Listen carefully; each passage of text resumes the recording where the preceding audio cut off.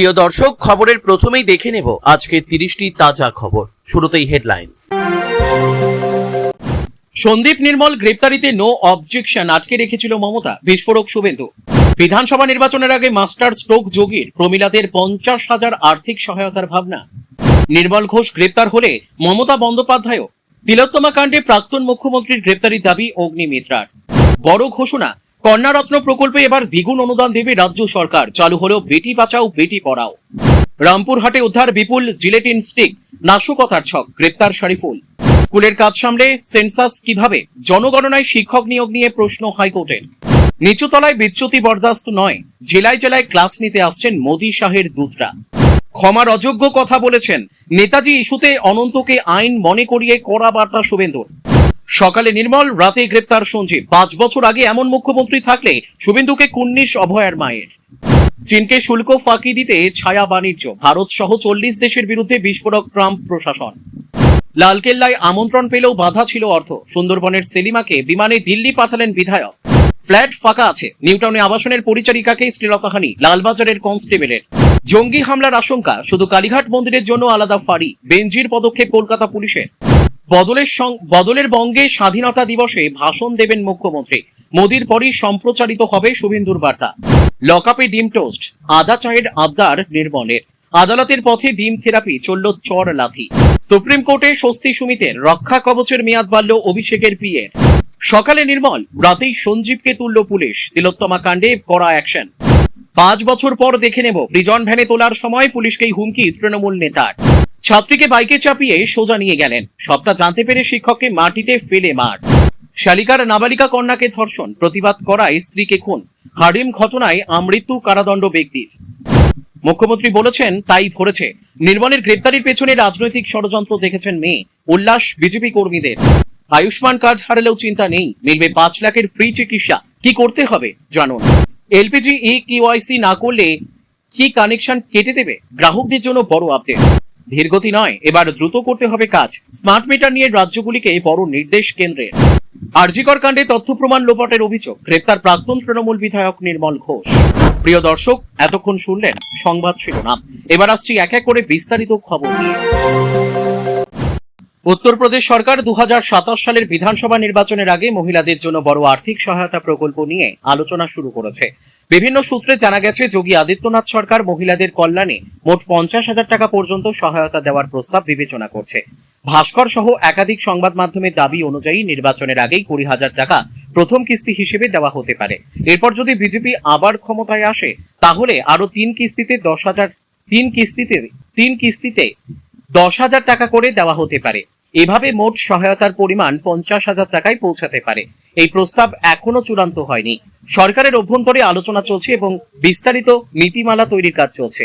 প্রস্তাবিত প্রকল্পে বার্ষিক আয় 12 লক্ষ টাকা পর্যন্ত পরিবারের মহিলাদের অন্তর্ভুক্ত করার কথা ভাবা হচ্ছে। তপশিলি জাতি, তপশিলি উপজাতি, বিপিএল পরিবার এবং অর্থনৈতিকভাবে দুর্বল পরিবারের মহিলাদের অগ্রাধিকার দেওয়ার বিষয়টি আলোচনায় রয়েছে। মহিলা কল্যাণ দপ্তরের মাধ্যমে এই প্রস্তাব এগোচ্ছে বলে জানা গিয়েছে। এই পরিকল্পনা নির্বাচনী রাজনীতির প্রেক্ষাপটে গুরুত্বপূর্ণ। উত্তরপ্রদেশে মহিলারা ভোটারদের প্রায় 45%। অন্যান্য রাজ্যে যেমন মধ্যপ্রদেশ, মহারাষ্ট্র ও বিহারে অনুরূপ নগদ সহায়তা প্রকল্প সফল হয়েছে, সেদিকে নজর রেখেই এই উদ্যোগ নেওয়া হচ্ছে বলে মনে করা হচ্ছে। সরাসরি ব্যাংক অ্যাকাউন্টে টাকা পাঠানোর বিষয়টিও বিবেচনাধীন। একই সঙ্গে শিক্ষা, স্বাস্থ্য ও দক্ষতা উন্নয়নমূলক বিদ্যমান প্রকল্পগুলো সম্প্রসারণের বিকল্পও আলোচনায় আছে। আলাদাভাবে মেধাবী ছাত্রীদের জন্য আরও একটি প্রস্তাব নিয়ে চিন্তা ভাবনা চলছে। একই আয়সীমার পরিবারের মেধাবী মেয়েরা scooter, helmet, 4 litre petrol, registration ও বীমার সুবিধা পেতে পারেন। এটি শিক্ষার্থীদের উৎসাহিত করতে এবং মেয়েদের শিক্ষায় এগিয়ে যেতে সাহায্য করবে বলে আশা করা হচ্ছে। তবে এটিও এখনো প্রস্তাবনা পর্যায়ে রয়েছে এবং চূড়ান্ত সিদ্ধান্ত হয়নি। সরকারি সূত্রগুলো জানিয়েছে, প্রকল্পের আর্থিক দিক ও বাস্তবায়ন পদ্ধতি নিয়ে এখনো বিস্তারিত আলোচনা চলছে। কোনো চূড়ান্ত ঘোষণা এখনো আসেনি। এটি শুধুমাত্র সরকারের অভ্যন্তরীণ বিবেচনাধীন প্রস্তাব। যদি অনুমোদিত হয়, তাহলে লক্ষ লক্ষ মহিলা উপকৃত হতে পারেন। তাদের হাতে নগদ অর্থ এলে পরিবারের অর্থনৈতিক চাপ কিছুটা কমবে এবং আত্মনির্ভরশীলতা বাড়বে। আরজিকর অভয়াকাণ্ডে অভিযুক্ত প্রাক্তন তৃণমূল বিধায়ক নির্মল ঘোষকে গ্রেপ্তার করা হয়েছে। অভয়ার দেহ তড়িঘড়ি শ্মশানে নিয়ে পুড়িয়ে ফেলার অভিযোগ আছে তার উপর। এই আবহেই এবার কড়া বক্তব্য রাখলেন রাজ্যের মুখ্যমন্ত্রী শুভেন্দু অধিকারী। তিনি বলেছেন, আগের সরকার এমন মানুষদের আশ্রয় দিয়েছিল। উদাহরণ হিসেবে তিনি আরজি কর কাণ্ডের কথা তুলে ধরেন। তিনি আরো বলেন, ইডি ও সিবিআই সন্দীপ ঘোষের বিরুদ্ধে চার্জশিট দাখিলের জন্য নো অবজেকশন সার্টিফিকেট চেয়েছিল, কিন্তু মমতা বন্দ্যোপাধ্যায় সেই এনওসি 1.5 বছর ধরে আটকে রেখেছিলেন। নির্মল ঘোষ পানিহাটির প্রাক্তন তৃণমূল বিধায়ক। আরজি কর মেডিকেল কলেজ ও হাসপাতালে 2024 সালের আগস্টে এক তরুণী চিকিৎসকের ধর্ষণ ও হত্যার ঘটনায় তার দেহ দ্রুত সৎকারের অভিযোগে তিনি গ্রেপ্তার হয়েছেন। নির্যাতিতার বাবার অভিযোগের ভিত্তিতে খড়দহ থানায় নতুন এফআইআর দায়ের হয়। মুখ্যমন্ত্রীর নির্দেশে ব্যারাকপুর পুলিশ এই তদন্ত শুরু করে। নির্মল ঘোষ ওড়িশায় লুকিয়েছিলেন, সেখান থেকে পুলিশ তাকে গ্রেপ্তার করে কলকাতায় নিয়ে আসছে। শুভেন্দু অধিকারী বলেন, আগের সরকার এমন অভিযুক্তদের সুরক্ষা দিয়েছিল। তিনি আরজি কর কাণ্ডের তদন্তে কেন্দ্রীয় সংস্থাগুলোর অভিজ্ঞতার কথা স্মরণ করিয়ে দেন। সন্দীপ ঘোষ তখন আরজি করের অধ্যক্ষ ছিলেন। তার বিরুদ্ধে চার্জশিট দাখিলের জন্য এনওসি চাওয়া হয়েছিল, কিন্তু তা আটকে রাখা হয়। এর ফলে তদন্তে বিলম্ব হয় বলে তিনি অভিযোগ করেন। বর্তমান সরকার ক্ষমতায় আসার পর ন্যায় বিচার নিশ্চিত করার প্রতিশ্রুতি দিয়ে কাজ শুরু করেছে বলে তিনি দাবি করেন। এই গ্রেপ্তারি আরজি কর কাণ্ডের সঙ্গে যুক্ত আরেকটি গুরুত্বপূর্ণ অধ্যায়। নির্যাতিতার দেহ শ্মশানে নিয়ে যাওয়ার সময় পরিবারের সদস্যদের স্বাক্ষর নেওয়া হয়নি বলে অভিযোগ। সরকারের খরচও মকুব করা হয়। দেহ লাইনে তৃতীয় অবস্থানে থাকলেও আগে সৎকার করা হয়। নির্মল ঘোষ সহ স্থানীয় তৃণমূল নেতাদের ভূমিকা নিয়ে প্রশ্ন উঠেছিল। মুখ্যমন্ত্রী স্মরণ সভায় এই বিষয়ে পৃথক তদন্তের নির্দেশ দেন। তারপরই পুলিশ তৎপর হয়। শুভেন্দু অধিকারী আরো বলেন, আগের সরকারের আমলে এমন ঘটনা ঘটলেও বিচার হতো না। এখন রাজ্য পুলিশ স্বাধীনভাবে কাজ করছে। তিনি ব্যারাকপুর পুলিশ কমিশনারকে প্রশংসা করেন গ্রেপ্তারির জন্য। অন্য অভিযুক্তদেরও শিগগিরই গ্রেপ্তার করা হবে বলে তিনি জানান। নির্যাতিতার পরিবারের সঙ্গে একাত্মতা প্রকাশ করে তিনি বলেন, অভয়ার ন্যায় বিচার নিশ্চিত করতে সরকার প্রতিশ্রুতিবদ্ধ। মমতা বন্দ্যোপাধ্যায়ের গ্রেপ্তারির দাবি তুললেন পুরমন্ত্রী অগ্নিমিত্রা পাল। বৃহস্পতিবারই তিলোত্তমা কাণ্ডে গ্রেপ্তার করা হয়েছে নির্মল ঘোষ ও সঞ্জীব মুখোপাধ্যায়কে। তাদের বিরুদ্ধে তিলোত্তমার দেহ তড়িঘড়ি পুড়িয়ে দেওয়ার অভিযোগ উঠেছিল। অগ্নিমিত্রার প্রশ্ন, নির্মল ঘোষেদের গ্রেপ্তার করা হলে কেন মমতা বন্দ্যোপাধ্যায় বাদ যাবেন? তিলোত্তমা কাণ্ডে গ্রেপ্তার নির্মল, সঞ্জীব। গত 9 আগস্ট তিলোত্তমার স্মরণ সভায় দাঁড়িয়ে শুভেন্দু অধিকারী পুলিশকে নির্দেশ দিয়েছিলেন, দয়া করে নতুন কেস চালু করুন, দ্রুত অ্যাকশন নিন, আমার যা করার আছে করব। অভয়াকে ভুলিনি, মানুষ জিতিয়েছেন এই কেসের বিচারের জন্য, আমি কমিটেড। এরপরই নতুন করে নির্মল ঘোষ, সঞ্জীব মুখোপাধ্যায় ও সোমনাথদের বিরুদ্ধে অভিযোগ দায়ের করেন তিলোত্তমার বাবা। সেই অভিযোগের ভিত্তিতেই বৃহস্পতিবার সকালে নির্মল ঘোষকে গ্রেপ্তার করে পুলিশ। এরপর রাতে সঞ্জীব মুখোপাধ্যায়কে গ্রেপ্তার করে পুলিশ। এখনো অধরা সোমনাথ দে। কি বললেন অগ্নিমিত্রা? নির্মলদের গ্রেপ্তারি প্রসঙ্গে অগ্নিমিত্রা জানান, কিছুটা হলেও শান্তি পেয়েছেন, তবে তার মতে মমতা বন্দ্যোপাধ্যায়কেও গ্রেপ্তার করা উচিত। এই বিষয়ে অগ্নিমিত্রা বলেন, যদি নির্মল ঘোষ গ্রেপ্তার হয় তাহলে মমতা বন্দ্যোপাধ্যায়কেও গ্রেপ্তার করার দরকার, কারণ সেই সময় তিনি মুখ্যমন্ত্রী ছিলেন। তিনি কথা বলতে বলতে ঝাড়গ্রাম থেকে বিনীত গোয়েলের সঙ্গে এসেছিলেন। তিনি কেন বলেননি 6টার পর পোস্টমর্টম হয় না, দেহ রেখে দাও? বরং তিনি চেষ্টা করেছেন পুলিশকে ঘুষ খাইয়ে অভয়ার বাবা মায়ের মুখ চুপ করে দিতে।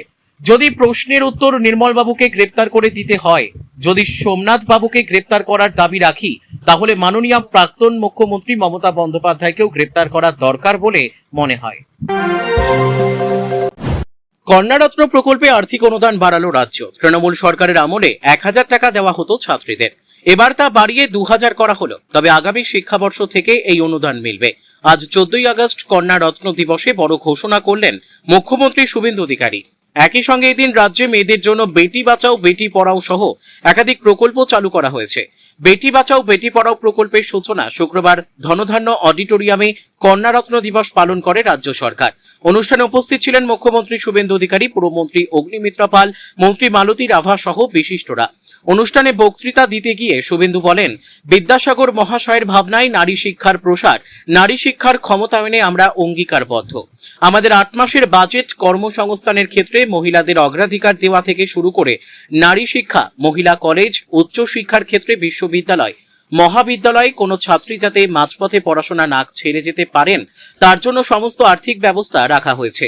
কি কি সুবিধা পাবেন ছাত্রীরা? বেটি বাঁচাও বেটি পড়াও প্রকল্প নিয়ে মুখ্যমন্ত্রী বলেন, বেটি বাঁচাও বেটি পড়াও সমস্ত রাজ্যে এই কর্মসূচি থাকলেও আমাদের রাজ্য এতদিন যুক্ত হয়নি, আমরা এবার যুক্ত হলাম। কন্যাদের পাশে থাকার অঙ্গীকার নিলাম। আমাদের ছাত্রীরা শিক্ষাক্ষেত্রে সমাজকে শক্তপোক্ত করার ক্ষেত্রে অগ্রণী ভূমিকা নিক। শুভেন্দুর কথায় কন্যারা আগামী দিনে মাতঙ্গিনী হাজরার ভূমিকা নিক। আমরা এটাই চাইবো। এরপরই তিনি জানান, বিগত সরকারের যে কর্মসূচি ছিল ছাত্রীদের অর্থ প্রদান এবার সম পরিমাণ দেওয়া হচ্ছে, এবার পাচ্ছে 20 লক্ষের বেশি।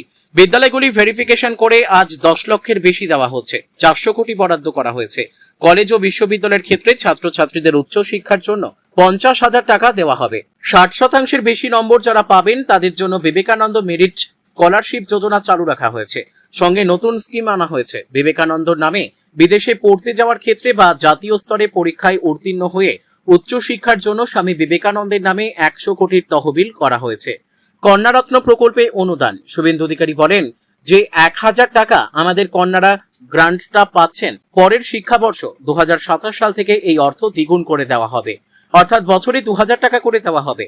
উল্লেখ্য, তৃণমূল সরকারের আমলে 13 বছরের পর থেকেই বছরে 1000 টাকা এবং 18 বছরের পরে এককালীন 25,000 টাকা দেওয়া হতো। চলতি বছর একই হারে অনুদান দেওয়া হলেও পরের শিক্ষাবর্ষ থেকে বাড়ানো হবে অর্থ।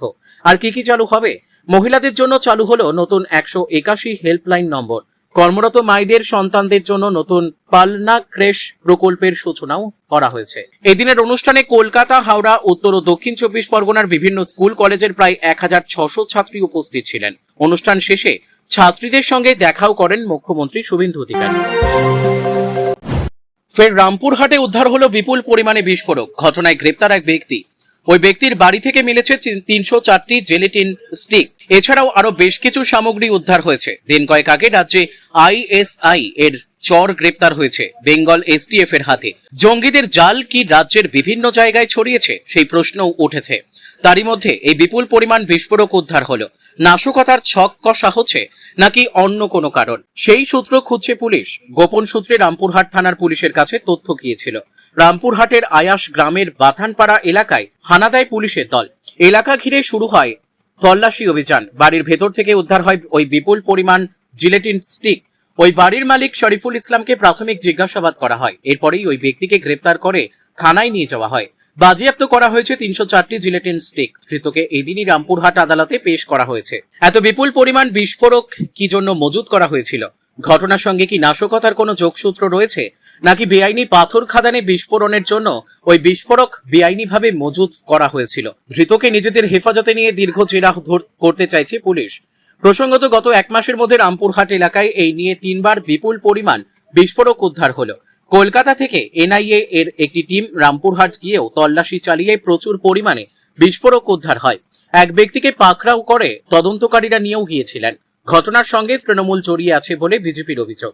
বিজেপির জেলা সভাপতির অভিযোগ, ভোটের আগে তৃণমূলের দুষ্কৃতীরা এই ধরনের বিস্ফোরক বাড়িতে বাড়িতে মজুত রেখেছে। যদিও পুলিশ এই বিষয়ে কোনো মন্তব্য করেনি। ঘটনায় এলাকায় চাঞ্চল্য ছড়িয়েছে। রাজ্যে বিজেপি ক্ষমতায় আসার পর পুলিশি অভিযান বেড়েছে। বিভিন্ন জায়গায় অস্ত্র, বোমা সহ একাধিক দুষ্কৃতী গ্রেপ্তার হয়েছে। অতি সম্প্রতি পূর্ব বর্ধমান থেকে গ্রেপ্তার হয়েছে জৈশ জঙ্গি হামিম মণ্ডল। চলতি সপ্তাহেই উত্তর 24 পরগনার হাবড়া থেকে গ্রেপ্তার করা হয়েছে পাকচর রানা রউফকে। জঙ্গি জাল কি রাজ্যের আর কোথাও ছড়িয়েছে? রামপুরহাটের এই বিস্ফোরক উদ্ধারের সঙ্গেও কি কোনোভাবে জঙ্গি যোগ রয়েছে, সেই চর্চাও চলছে। জনগণনার কাজের শিক্ষক নিয়োগ নিয়ে পরিকল্পনার অভাব রয়েছে বলে অসন্তুষ্ট আদালত। শুক্রবার মামলার শুনানিতে বিচারপতি কৃষ্ণা রাওয়ের বেঞ্চে শুনানি চলাকালীন তিনি জানতে চান, শিক্ষকরা স্কুল সামলে কিভাবে জনগণনার কাজ করবেন। দিনে 40 কিলোমিটার যাতায়াত করে এই কাজ করা আদৌ সম্ভব কিনা, এই প্রশ্নও তোলেন বিচারপতি। বিচারপতি কৃষ্ণা রাও প্রশ্ন করেন, শিক্ষকরা কখন স্কুল করবেন আর কখনই বা সেন্সাসের কাজে করাবেন? জনগণনার কাজে শিক্ষকদের নিয়োগের আগে তাদের বায়োডাটা সংক্রান্ত তথ্য যাচাই নিয়েও আদালতের প্রশ্নের মুখে পড়তে হয় রাজ্যকে। জনগণনার কাজে শিক্ষকদের নিয়োগ নিয়ে টানাপোড়েন ছিলই। স্কুল শিক্ষা দপ্তর জানিয়ে দেয়, স্কুলের পরে বা সপ্তাহান্তে ছুটির দিনে শিক্ষকরা জনগণনার কাজ করতে পারবেন। এই নির্দেশের পর শিক্ষকদের একাংশের মধ্যে বাড়তে থাকে ক্ষোভ। এরপরেই স্কুল শিক্ষকদের জনগণনার কাজকে অন ডিউটি হিসেবে গণ্য করার দাবিতে কলকাতা হাইকোর্টে মামলা করেন 31 জন প্রাথমিক শিক্ষক শিক্ষিকা। সেই মামলার শুনানিতেই বিচারপতি কৃষ্ণা রাও প্রশ্ন করেন, শিক্ষকরা কখন স্কুল করবেন আর কখনই বা সেন্সাসের কাজে করবেন?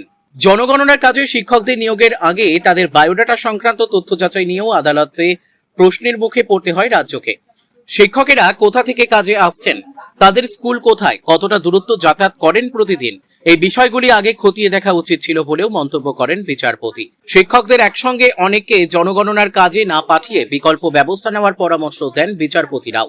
তার মতে ভাগে ভাগে 4 থেকে 5 জন করে পাঠানো যেতে পারে। তাতে স্কুলের পঠন পাঠনও বিঘ্নিত হতে হবে। অন্যদিকে জনগণনার কাজও চলবে। আদালতের পর্যবেক্ষণ, জনগণনার কাজ যেসব সময়ে স্কুলের পাশেই হবে এমন নয়। বিকেল 4টেয় স্কুল ছুটি হলে অন্য জায়গায় গিয়ে কাজ করে তারা কখন বাড়ি ফিরবেন তা নিয়েও প্রশ্ন রয়েছে। রাজ্যের তরফে বলা হয়, জনগণনা অত্যন্ত গুরুত্বপূর্ণ একটি সরকারি কাজ। শিক্ষকরা সবসময় বিকেল 4টে পর্যন্ত স্কুলে থাকেন না। অন্যদিকে শিক্ষকদের একসঙ্গে অনেককে জনগণনার কাজে না পাঠিয়ে বিকল্প ব্যবস্থা নেওয়ার পরামর্শ দেন বিচারপতি রাও। তার মতে ভাগে ভাগে 4 থেকে 5 জন করে পাঠানো যেতে পারে। তাতে স্কুলের পঠন পাঠনও বিঘ্নিত হবে না। অন্যদিকে জনগণনার কাজও চলবে। এদিন মামলাকারীদের তরফে তাদের যাবতীয় তথ্য আদালতে জমা দেওয়ার কথা রয়েছে। তারা কোথায় থাকেন, কোন স্কুলে কর্মরত, স্কুলের কি সময়সূচি, এই সমস্ত তথ্য সংগ্রহ করে এসজির কাছে দেওয়া হবে। হামলাকারী শিক্ষকদের দেওয়া তথ্য খতিয়ে দেখে তাদের সেন্সাসের কাজে কিভাবে ব্যবহার করা হবে সে বিষয়ে আগামী মঙ্গলবার আদালতকে জানাবে রাজ্য। সবে 3 মাস রাজ্যে প্রথমবার ক্ষমতায় বিজেপি। ক্ষমতার মৌচাকে মধু খুঁজতে নিচুতলায় গা ঘেঁষাঘেঁষি করে আছেন আদর্শহীন অনেকে। দলের নিচুতলায় একাধিক জায়গা থেকে সামনে আসছে বিচ্যুতির ঘটনা। কড়া বার্তা দিতে হচ্ছে শ্রমিক ভট্টাচার্য, দিলীপ ঘোষ থেকে অগ্নিমিত্রা পালদের। বাংলায় নিচুতলায় দলের একাংশে বিচ্যুতির খবর গিয়েছে দিল্লিতেও। আর তাই বিজেপির বিচারধারা থেকে পরিবর্তিত পরিস্থিতিতে করণীয় কাজ শেখাতে ক্লাস নিতে আসছেন মোদী শহর শিক্ষকের ভূমিকায় দেখা যাবে রাজ্যের কয়েকজন শীর্ষ নেতৃত্বকেও। একাধিক সাবজেক্টের সঙ্গে প্রশিক্ষণের গুরুত্বপূর্ণ বিষয় থাকছে বর্তমান অবস্থায় দায়িত্ব ও কর্তব্য। এই ক্লাসে প্রশিক্ষণ নিয়ে প্রায় 350 জন জেলায় জেলায় গিয়ে আবার প্রশিক্ষণ দেবেন দূতেরা। রাজ্যের তরফে শিক্ষকের তালিকায় রয়েছেন শ্রমিক ভট্টাচার্য, অমিতাভ চক্রবর্তী, জগন্নাথ চট্টোপাধ্যায় ও দীপক বর্মন। বিশ্ব বাংলা কনভেনশন সেন্টারে অনুষ্ঠিত এই প্রশিক্ষণ শিবিরে ছাত্রের ভূমিকায় দেখা যাবে প্রায় 350 জনকে, যাদের মধ্যে থাকছেন সমস্ত জেলা সভাপতি, জেলা ইনচার্জ, সংগঠন থেকে আসা বাছাই করা একাধিক বিধায়ক, রাজ্য মোর্চার সভাপতিরা এবং রাজ্য কমিটির সদস্যরা। আগামী 16ই আগস্ট শিবপ্রকাশ, সুনীল বনশাল, মঙ্গল পাণ্ডে সহ ডজন কেন্দ্রীয় নেতৃত্ব আলাদা করে রাজ্য ও জেলা স্তরের শীর্ষ নেতাদের ক্লাস নেবেন। সর্বভারতীয় যুগ্ম সম্পাদক অর্থাৎ সংগঠন শিবপ্রকাশ দলে মোদী সহ নীতিন নবীন ও BL সন্তোষের পর তার স্থান। সেই তিনি প্রথম ক্লাস নেবেন কার্যত হাতে চক পেন্সিল নিয়ে। বোঝাবেন কোথায় কত বিচ্যুতি হচ্ছে বা হতে পারে, সেক্ষেত্রে কি করতে হবে। কড়া মাস্টার তিনি। পরের ক্লাস সুনীল বানশালের। তিনি দলের সর্বভারতীয় সাধারণ সম্পাদক। শিক্ষক হিসাবে দেখা যাবে মঙ্গল পাণ্ডে, অমিত মালব্যদেরও। থাকবেন দীনেশানন্দ গোস্বামী, সাংসদ কবিতা পতিধর। এছাড়া রাজ্যের তরফে শিক্ষকের তালিকায় রয়েছেন শ্রমিক ভট্টাচার্য, অমিতাভ চক্রবর্তী, জগন্নাথ চট্টোপাধ্যায় ও দীপক বর্মন। বিশ্ব বাংলা কনভেনশন সেন্টারে অনুষ্ঠিত এই প্রশিক্ষণ শিবিরে ছাত্রের ভূমিকায় দেখা যাবে প্রায় 350 জনকে, যাদের মধ্যে থাকছেন সমস্ত জেলা সভাপতি, জেলা ইনচার্জ, সংগঠন থেকে আসা বাছাই করা একাধিক বিধায়ক, রাজ্য মোর্চার সভাপতিরা এবং রাজ্য কমিটির সদস্যরা। বিরোধী শিবির থেকে বিজেপি এখন শাসক পক্ষ। নতুন ভূমিকায় দলীয় কর্মীরা যাতে দ্রুত নিজেদের খাপ খাইয়ে নিতে পারেন, সেটাও প্রশিক্ষণের অন্যতম লক্ষ্য। সরকার বিরোধী আন্দোলনে অভ্যস্ত বিজেপি কর্মীদের শেখানো হবে কিভাবে সরকারের দিকে সহযোগিতার হাত বাড়িয়ে দিতে হয়। নিজেদের রেজিমেন্টেড দল হিসেবেই দাবি করে বিজেপি। তাদের কাছে দলীয় শৃঙ্খলা অত্যন্ত গুরুত্বপূর্ণ। ফলে দলের নেতা কর্মীদের দলীয় আদর্শ সম্পর্কে সচেতন করার ব্যবস্থা করে বিজেপি। 350 জনকে প্রশিক্ষণ দিয়ে পাঠানো হবে প্রতিটা জেলায়। সেখানে দলের আদর্শ ভাবধারা নিয়ে তারা আবার প্রশিক্ষণ দেবেন জেলা নেতাদের। 22 থেকে 30 আগস্ট সেই প্রশিক্ষণ শিবির হবে 1 রাত 2 দিনের। জেলায় জেলায় প্রশিক্ষণ শিবিরের আয়োজন করে দলীয় নেতা কর্মীদের স্মরণ করিয়ে দেওয়া হয় কোন আদর্শের ওপরে দাঁড়িয়ে শ্যামাপ্রসাদ মুখোপাধ্যায় জনসংঘ তৈরি করেছিলেন। জনসংঘ থেকে কিভাবে বিজেপি তৈরি হয়েছিল। জেলা স্তরে দলীয় নেতা কর্মীদের আদর্শগত ভিত্তি মজবুত করা 9 দিনের এই পার্টি ক্লাসের অন্যতম মূল উদ্দেশ্য। বাংলায় দল ক্ষমতায় আসার পর নিচুতলা থেকে আসছে তোলাবাজির অভিযোগ। দলের শৃঙ্খলা বিরোধী ও অনৈতিক কাজকর্মের অভিযোগে এখনো পর্যন্ত 250 জনকে সাসপেন্ড করা হয়েছে রাজ্য বিজেপির তরফে। আর তাই 350 জনকে প্রশিক্ষণ দিয়ে পাঠানো হবে প্রতিটা জেলায়। সেখানে দলের আদর্শ ভাবধারা নিয়ে তারা আবার প্রশিক্ষণ দেবেন জেলা নেতাদের। 22 থেকে 30 আগস্ট সেই প্রশিক্ষণ শিবির হবে 1 রাত 2 দিন।